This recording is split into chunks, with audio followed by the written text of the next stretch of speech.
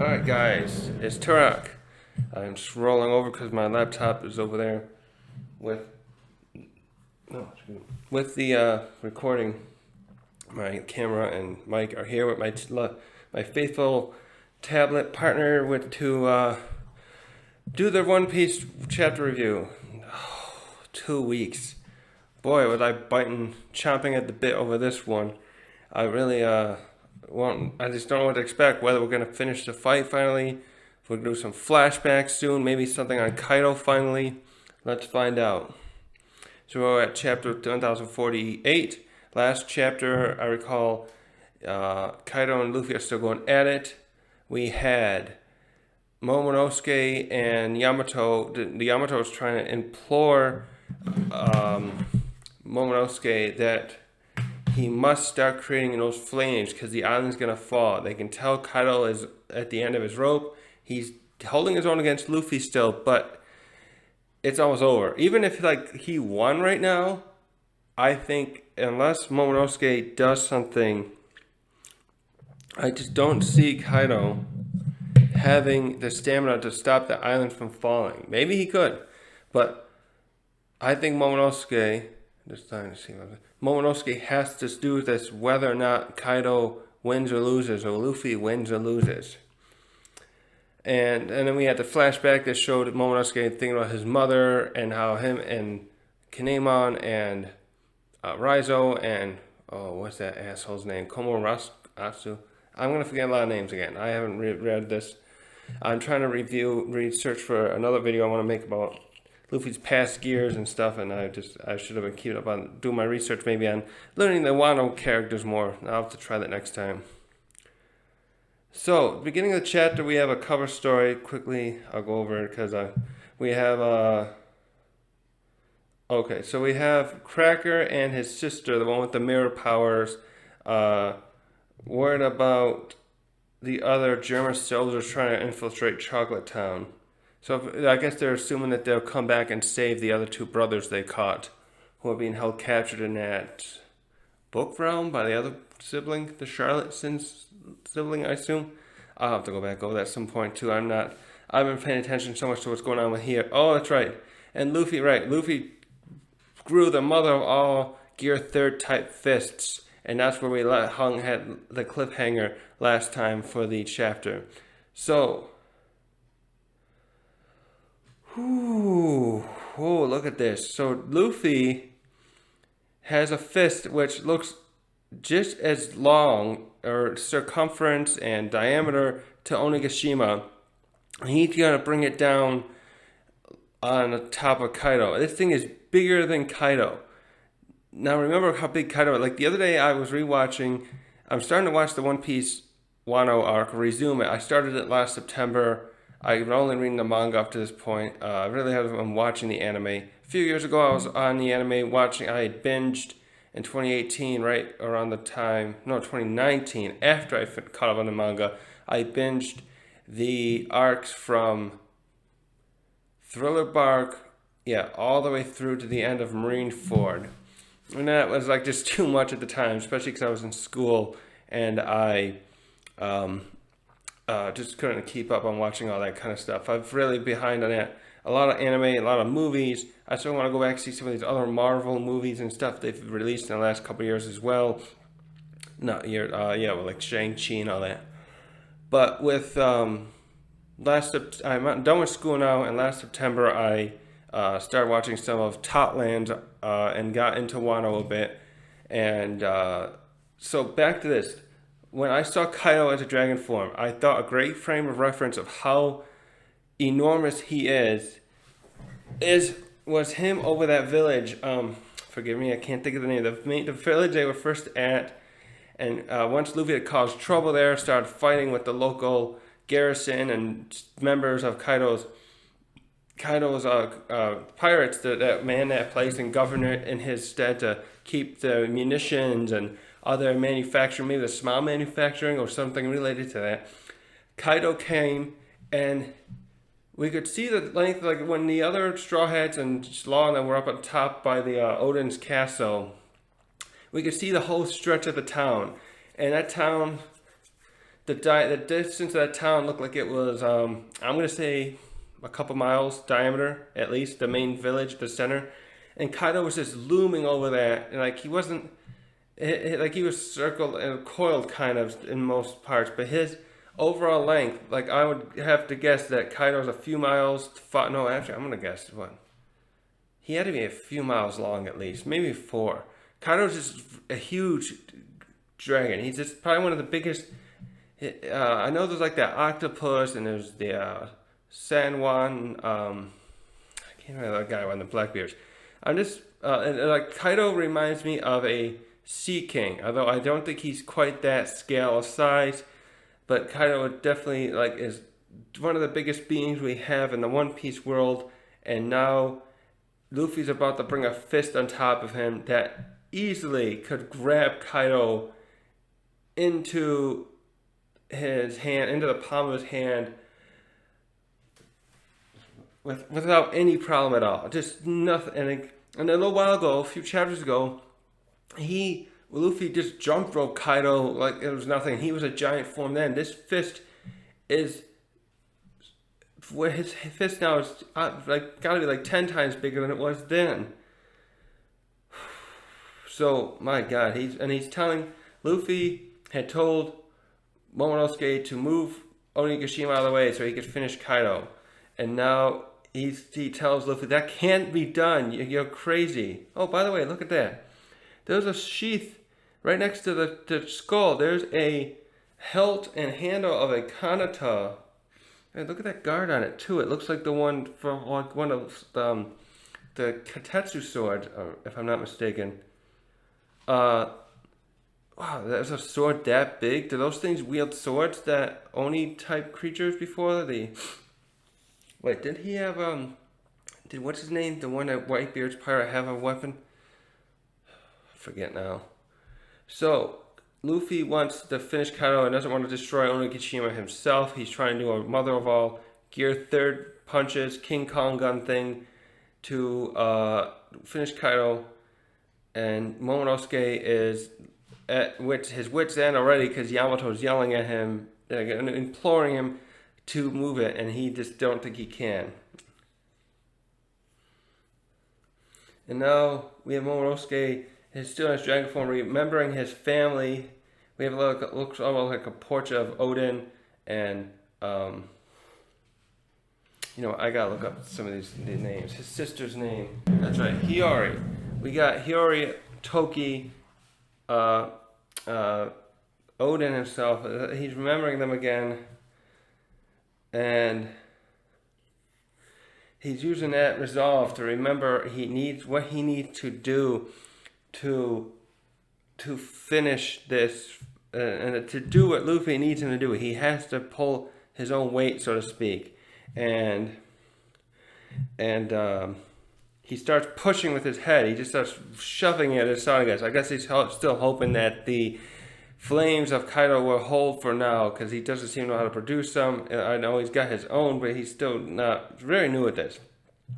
Now we switch to Luffy, a view of Luffy as he's shooting his fist down, and Kaido glaring back at him. And Kaido says to Luffy, "I'll take this head on."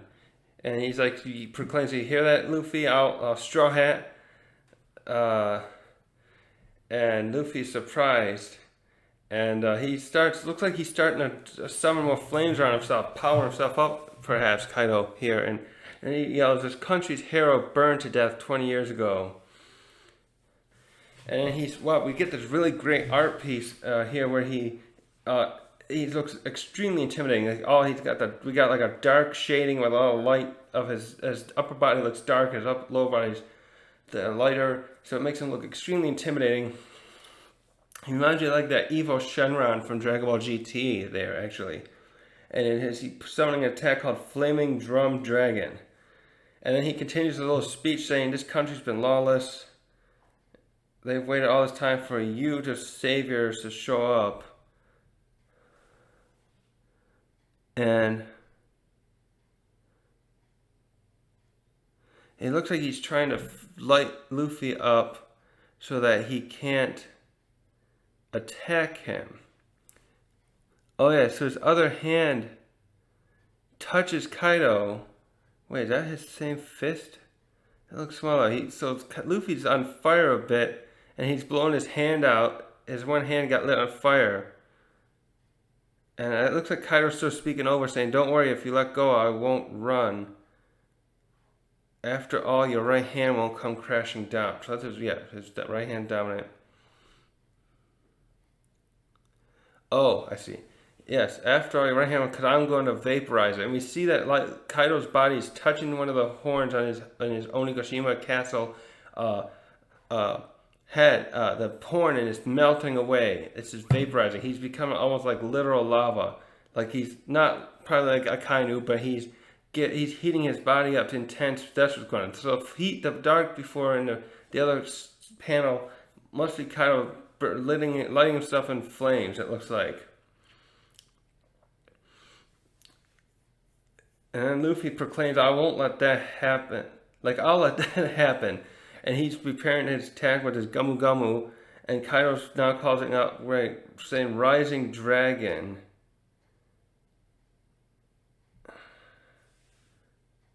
Now we get a little flashback with Luffy talking about, Luffy remembering when he learned the advanced Haki. And he proclaims again how that guy, I forgot his name. Let's see if I can find it here. Oh, what was his name? Oh, I can't find it. Luffy calls him Gramps. So he said he remembers how Luffy remembers how he was taught to use the advanced Haki so that he can buffer his fists and make that attack also harm his foes, Kaido especially, and Big Mom and such. And he uses something called Barjing Gun, and Kaido meets it with something called Blazing Boga. And here, though, his fist looks smaller than it did before. Was that just a depth difference? His fist looks a lot smaller than I thought it looked before. Well, I was saying it looked like you could grab Kaido by the palm. Maybe it shrunk a bit because of the flames. But so his fist now is like a little bit bigger than Kaido's dragon head, I believe. And he smashes together as a huge bolt of the energy, probably the Haki, knocking together. And Luffy, we see that all this light must be probably coming from Kaido's flame, almost blinding him, and he has to cover his eyes. And while he's still trying to use his right fist to beat Kaido in essentially an airborne jousting thing, a power jousting match, it looks like. So now we're switching around again, and we're back with Usopp, and we got Kinemon and some others here. Who was he with? He was carrying him out, wasn't he? And he looks like, because of the water, Usopp has dropped Kinemon and the others, and he's like apologizing because he's like, "I didn't mean to," he accidentally dropped him. And we got the other draft guy there, who also looks like he's a little out of it from this. What's going on with him? The water washed by and. So then he like, "Yeah, please don't die on me now." And so they're okay with from the flames, but it looks like Usopp is not doing well in handling unconscious people. Hopefully there's no concussions on these folks afterward. So checking my recording. Sometimes I think I've forgotten to turn this on in the past, so I'm always checking. So now we switch to the other samurai cheering on, who look like they must be on the top floor right below the roof, and they're cheering on Luffy again. As we know before, they were like, saying it doesn't matter if we die, as long as our families are safe and Kaido's vanquished, we'll be happy nonetheless. So they're still cheering him on. And we see the one guy, the frog swordsman. What if I can find his name? Oh, I know his name.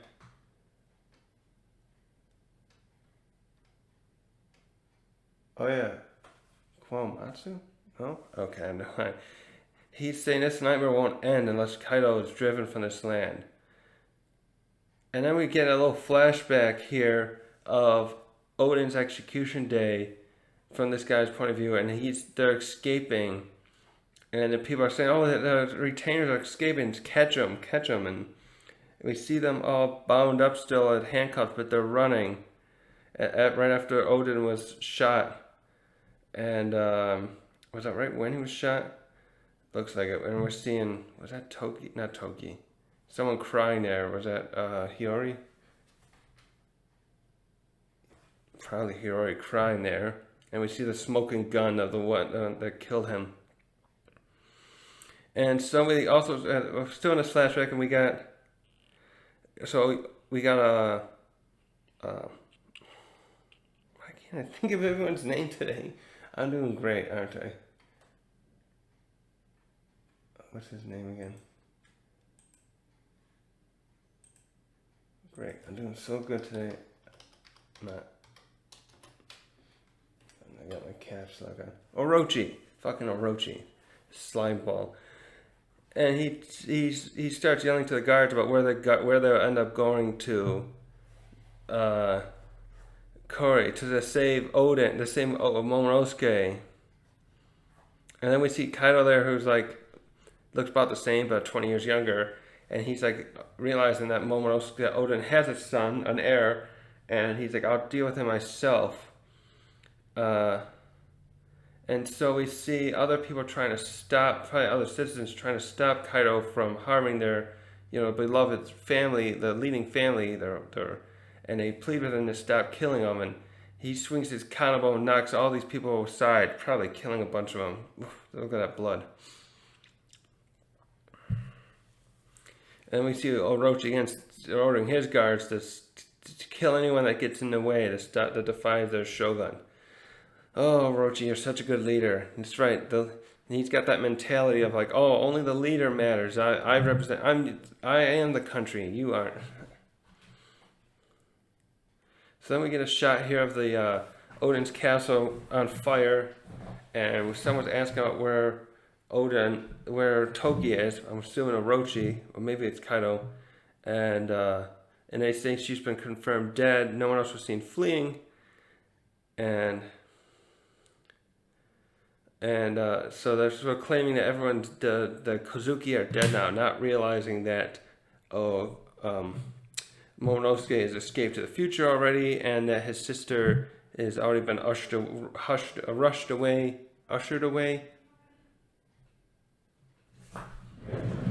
Hold on.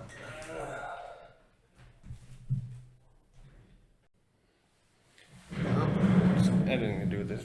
So now we have here, with Orochi finishing off with Orochi and Kaido, the Kozuki's gone as far as they're concerned.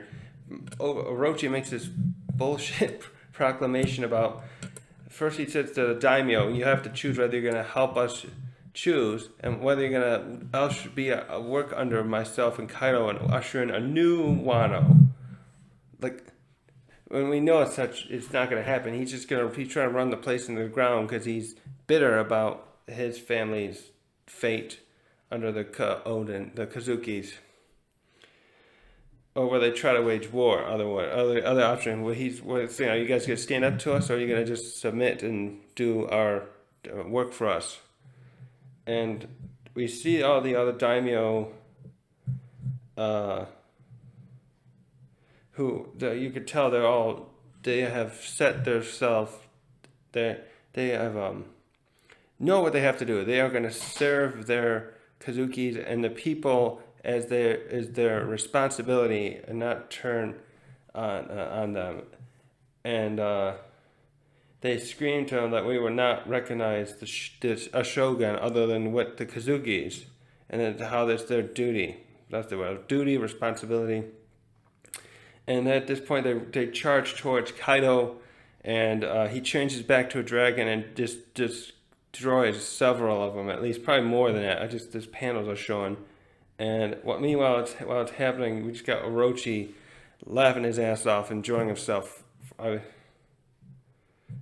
calling them all weaklings of all things, when we know he's the weakest one of all. Really, here he's got the backing of one of the strongest pirates in the world. Of course, he's going to call them weaklings, and calls them. It's insulting when you even call them samurai. And even some of the samurai say here, "Oh, if only he didn't have Kaido back in him, we'd finish this and avenge Odin easily." Actually, this must be afterward because someone else tells this guy be quiet because Orochi has spies, or he says ears, spies essentially everywhere.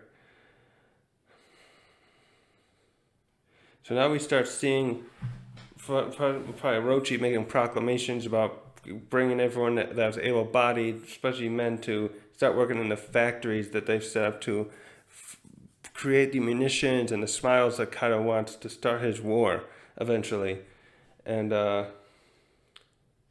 we start seeing them basically do like a conscription, I think you'd call it, to and some of these other bandits and stuff working for him, going through towns, dragging people off, and seeing how the river turning into the horrible toxins run through it. And here we get this really wonderful but depressing wide shot Oda does of all these factories atop of hills and the skeletons, skulls sitting around, and people talk about how the land has just turned rancid and awful because of it. Oh, we even got nooses hanging there. Wow.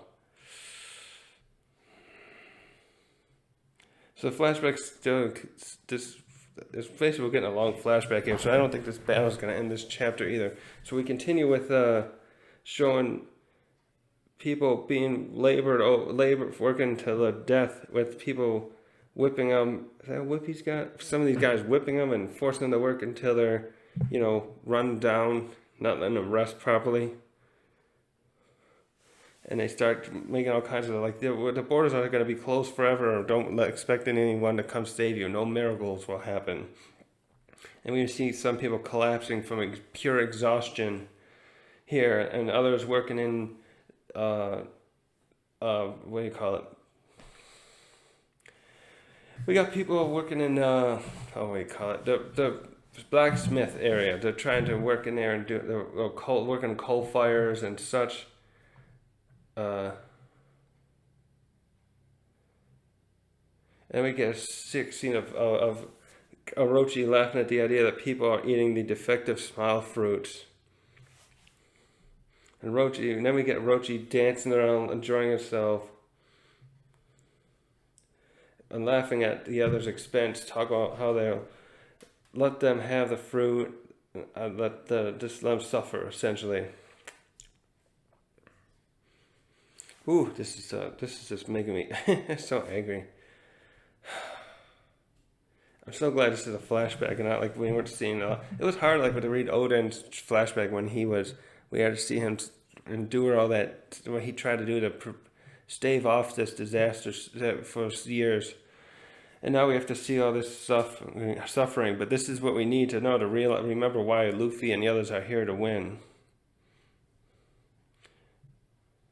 Oh, so now that's the end of the flashback. Okay, so now we switch back, and now we have Orochi right after he's been able to shake off the sea stone nail, and he's transformed into his beast form, and he yells at her, "I'm going to take you with me. Don't underestimate me, the wrath of the clan. Like, we'll always get back at you."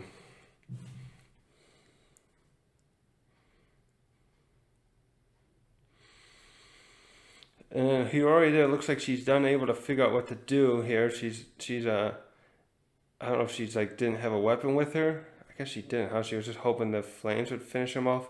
But so someone comes out. Who is that? Seeing things are getting out of hand here. Oh, look at that. Who is that guy again? Oh no, I don't know the other names. I'll be doing this all night. Is that Denjiro? Yeah, Denjiro, right? Denjiro comes in and just slices Orochi's head off. But I thought that doesn't work. Is that his only head, though? Oh, that's so satisfying to see, though. Denjiro just comes in, we see him he's lopped Orochi's head off, and he's holding Hiyori in the other arm.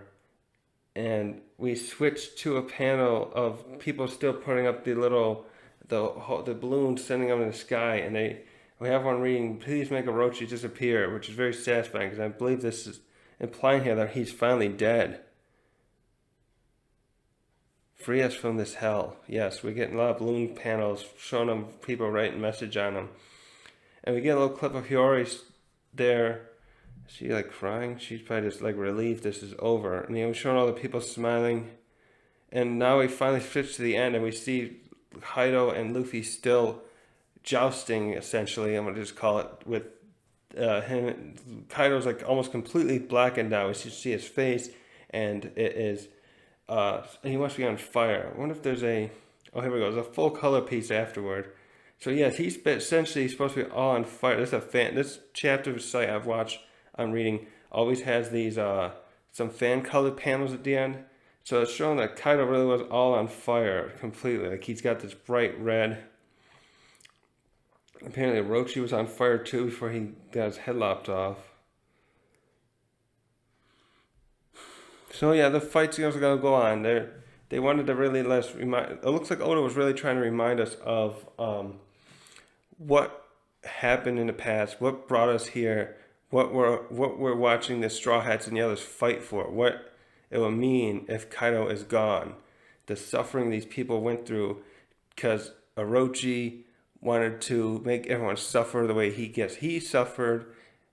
Well, it's not one-to-one. He was persecuted. I forget why his family was persecuted again, but now he's trying to.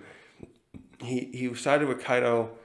He was placed on a throne and Kaido wanted to use this land to be his, exploit the resources he needed to create the smiles and to create his army to destroy the world, since he couldn't be. I wonder if at that point, I'm guessing at this point, even 25 years ago or so, Kaido must have figured out he wasn't going to be Joy Boy anymore, that he couldn't fulfill that, what he thought he could that way, that he was the best in the world, that he'd probably gone up against Big Mom and Whitebeard, and maybe individual clashes, maybe against the pirate crews with whoever he might have had at the time, and he couldn't win. So he knew he needed more backing, more power beneath it, more cannon fodder, if you will, to help him. So for some reason he wants to pick. I don't know why he picked Wano of all places. I mean, I know Totland. Big Mom looks like she must have took up a lot of the islands that exist in the New World. And we don't know the full extent really of what Whitebeard had, but he had quite a bit of a crew. At least we know by the end. I wouldn't say he had that full strength back then, but I'm certain he would have had something 25 years ago. See, he would have been in his late 40s, early 50s. Oh yeah, we did see some of his crew in a flashback, and I can't recall what the strength was then, but it was significant.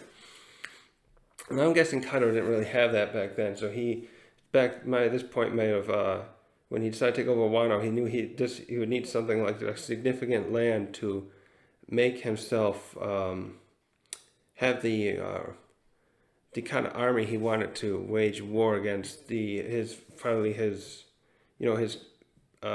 rivals, as well. Maybe go up against the world government. And it's interesting to see again that Luffy's basically going to try and punch his foe out. He probably knows he can't do much more. It's always just like a last the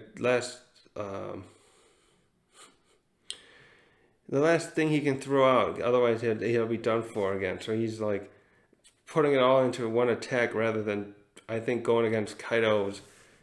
It's probably a smart thing too. Kaido in his dragon form, although this flame attack looks extremely formidable, Luffy has not been doing that well as I thought he would against Kaido with Luffy's awakening, which is I think is a good thing. Is I noticed others were saying too, like I'm glad the fight wasn't like one-sided. Like I'm thinking back to like Ichigo and Yukioro when Ichigo gained his. He passed out in his what's that one? His super hollow form. They had that other name for him. And it's not really been confirmed to be like that, but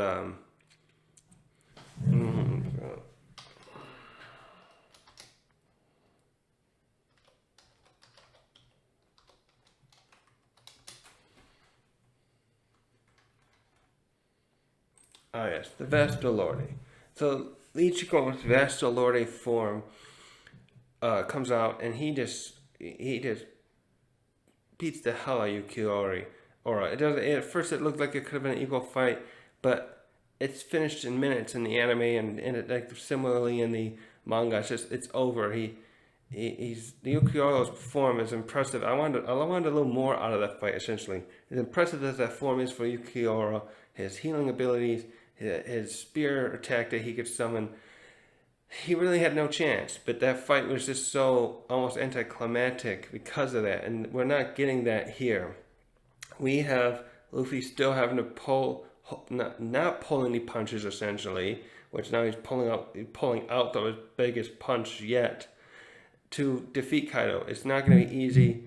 It's given us a good fight that we wanted. He's even like I brought up in a video I made a while ago. When I was on a walkout, like was the armored hockey going to come back? And here we got a great panel showing he needs to still use that in conjunction with his new form in order to still defeat someone with defenses like Kaido's. And also it makes me think, yeah, like if he fought Big Mom now too, that would have been a more interesting fight. Like when he tried to attack Big Mom in the last arc, and he couldn't do anything against her, and he barely even beat her oldest son. And so now the tides have turned a bit, but it's still like he's not gonna overpower these pirates that have been around for decades in an easy match, which I'm really enjoying. So I'm just a bit confused how the size of his fist was. It looks so much bigger in the beginning of the chapter. Maybe when the anime comes out, or someone else will figure out. Was that just, did it shrink when he touches the flames? Because once Kaido got closer to it, it just looked so much smaller than I thought. Well, that's about it for today. I'll finish this off, and then I gotta start working on another video. I want to talk about Gear 4th and the others again, and have a good one.